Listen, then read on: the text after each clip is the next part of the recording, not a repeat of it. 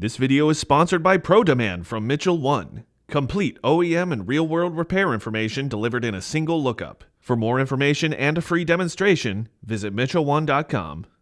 Okay, you're doing a diagnosis on a vehicle. It has a misfire, and it's related to the ignition system. You put the code in, and you find out what the code means. If it's for a regular misfire, let's say in cylinder 2 or 3, you can take this diagnosis even further. If you're looking for information on how spark is created in that vehicle and who is in control of making that spark and controlling that spark plug, this is where the wiring diagrams come in. A wiring diagram, well, on most service information, it comes in two flavors, the factory version and the enhanced version.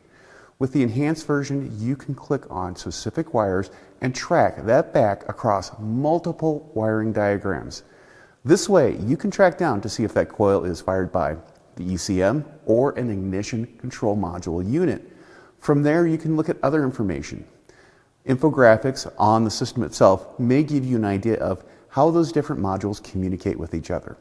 This way, when you're solving that misfire problem, you can efficiently tackle what matters the most in the system to decide, is it a coil problem, a spark plug problem, or a module problem?